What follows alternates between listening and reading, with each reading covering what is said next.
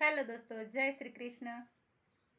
વળી પાછા આજે એક નવી વાત લઈને આવી ગયા છે. અત્યારે લગ્નગાળો હાલી રહ્યો છે, ફૂલ સિઝન છે, એટલે કેટલાય હામ ભરેલા અરમાન લઈ અને દીકરી સાસરિયામાં જતી હોય છે, અને છોકરાઓ પણ કેટલાય અરમાન સાથે લગ્ન કરતા હોય છે, અને દીકરા અને દીકરીની માતાઓને પણ અહીંયામાં હરખ હોય છે કે આજ મારા કાળજાનો કટકાનો લગ્ન છે એમ. તો આજે એક નાનકડી વાત લગ્ન ઉપર કરી દેવી. તમને લોકોને ગમે ને તો કોમેન્ટ કરજો, ચોક્કસ કોમેન્ટ કરજો જો તમને આ વાત ગમે ને તો. એક જીવતો જાગતો દાખલો છે, અને તમને તો ખબર જ છે આપણે સાચી વાત હોય તો જ કરી શકવી છે, ખોટી વાત આપણે એને બનાવતા આવડતું નથી. ઘણાએ મને કોમેન્ટ બે અથવા ત્રણ જણાની એવી કોમેન્ટ છે અગાઉના વિડીયોમાં કે આ બનાવટી વાત છે. તો એવા લોકોને ચોક્કસ કહી દઈશ, એવું કહેવા માંગીશ કે બનાવટી વાત રહીને એ મગજમાં આવતી જ નથી. જ્યાં નજરે જોયું હોય ને એ જ વાત આપણે તમારી સામે કરી શકવી છે. તો હાલો આપણે વધારે જેવી તેવી વાતોમાં ટાઈમ નથી કાઢવો, પણ આ તો એ લોકોએ એવી કોમેન્ટ કરી એટલે કહેવાય ગયું. તો વાત છે એક સાસુ અને વહુની. નવી નવેલી દુલ્હન પરણી અને સાસરિયામાં આવે છે, એટલે જે સાસુમાં હોય છે ને એને અહીંયામાં હરખનો પાર નથી હોતો એમ કે આજ મારો છોકરો પરણીને આવ્યો, આજ મારા ઘરે વહુ આવી, લક્ષ્મી આવી એમ. એને અહીંયામાં હરખનો પાર નથી હોતો, એટલે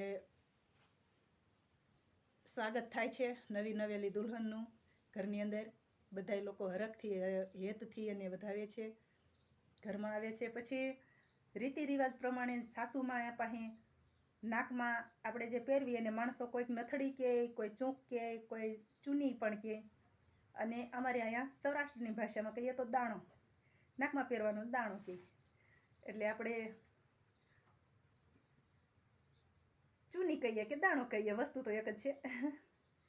એટલે હવે એ જે નથ હોય છે ને એ સાસુ માર્યા ને એ નવી નવેલી દુલ્હનને આપે છે ભેટમાં કે આલો બહુ બેટા, આ મારા સાસુએ મને આપી હતી, આ વંશ પરંપરાગત છે, આટલા વર્ષોથી મેં સાચવી છે અને મેં પહેરી છે, અને અત્યારે હું આ તમને આપું છું, તો તમે પણ આને પહેરો.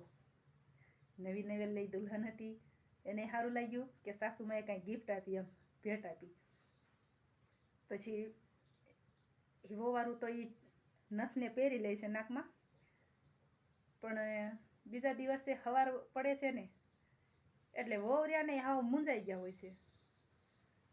માડી પૂછે છે કેમ બેટા, કાંઈ થયું, વાંધો નથી ને, કેમ ઉદાસ હોવા લાગો છો? એટલે વહુવાળું કે ના બા કાંઈ વાંધો નથી. તે કે કાંઈ તકલીફ નથી ને? તો કે ના ના કાંઈ નથી. પણ વહુને નાકમાં ચૂક નથી ભાળતા, માર્યા ને એ નથ નથી ભાળતા વહુવાળુના નાકમાં, એટલે કળી જાય છે કે ક્યાંક આડાવળા હાથે મેકાઈ ગઈ છે. એમ કરતાં કરતાં અઠવાડિયું વયું જાય છે, પણ એ વહુ રહ્યા ને એને બિચારીને મૂંઝવણ અંદર થઈ ગયેલી કે ભારે કરી મને જે વંશ પરંપરાગત જે ગિફ્ટ આપેલી છે ને એ જ મારા હાથે ખવાઈ ગઈ એમ. પછી હાહુ માર્યા ને એ કળી જાય છે કે 100% આના નાકમાં નથી, અને એટલે જ આ ઉદાસ રહેતી હશે એમ. પછી સાસુમાં તમે જોજો કેટલા સમજદાર કે એ વહુવાળુને કાંઈ નથી કહેતા, અને એ સોની પાસે જાય છે ને એવી સેમ ટુ સેમ નથ લઈ આવે છે, અને એના ડ્રોવરમાં મૂકી આવે છે. ક્યાં જે વહુવાળુનો રૂમ હોય ને ત્યાં એના ડ્રોવરમાં મૂકી દે છે. પછી બીજા દિવસે સવાર પડે છે ને એટલે એ વહુવાળું રહ્યા ને એ જ્યાં આમ કરીને ડ્રોવર ખોલે છે ને ત્યાં નથ એ ભાળી જાય છે, અને લઈ અને પહેરી લે છે ને હરખાઈ જાય છે, અને પછી હરખે હરખે એ કામ માંડે છે કરવા. એટલે માડી કળી ગયા એ કે કેમ બેટા આજ બહુ હરખમાં લાગો છો? એ કે માં તમે મને જે ગિફ્ટ આપી હતી ને એ મારાથી અવળા હાથે ક્યાંક મેકાઈ ગઈ હતી, મને કે આજ મળી ગઈ, એ મેં ડ્રોવરમાં મેકી હતી પણ મને જ ભૂલાઈ ગયું હતું. પછી માર્યા ને એ કહે છે કે બેટા તારો ઉદાસ ચહેરો અને તારી મૂંઝવણ ભરેલી નજર જોઈ અને હું કળી ગઈ હતી, અને તારું નાકમાં દાણો નહોતો એટલે હું કળી ગઈ હતી. એટલે બેટા એ નથ રહીને એ હું કાલે નવી લઈ આવી છું અને તારા કબાટમાં મૂકી દીધી હતી. તો એ દીકરી એ વહુરિયા ને એને હાહુને બધ ભરી જાય છે. એ કે માં તમે કેટલા સારા છો એમ. તો પછી હાહુમાએ શું કીધું ખબર છે? એ કે બેટા હજી તો તું કાલ પરણીને હાલી આવસ, અને એક નાની એમથી વાતમાં હું તારી હારે માથાકૂટ કરું, લડાઈ કરું કે વંશ પરંપરાગત વર્ષોથી હું સાચવતી આવતી હતી અને તે આવીને તરત ખોઈ નાખી. આટલી નાની એવી બાબતમાં મારો અને તારો સંબંધ બગડી જાય તો આપણે આખી જિંદગી હારે જીવવાનું છે અને આપણે હારે કેવી રીતે જીવી શકીએ. એટલે બેટા મેં તને કાંઈ ન કીધું અને કાલે જઈ અને એ નવી લઈ આવી છું. પછી તમે વિચાર કરો, એ વહુ રહીને એ વહુ મટી ગઈ હશે, એ હાહુ માટે દીકરી બની ગઈ હશે. વિચાર કરો તમે, દરેક હાહુમાં આવું કરવાની જરૂર છે કે નહીં? આવી હાહુ બહુ ઓછા માણસોને મળે હો.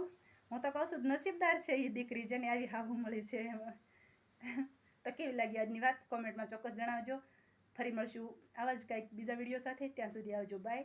બધાય પોતાનું ધ્યાન રાખજો, ખુશ રહેજો. જય શ્રી કૃષ્ણ.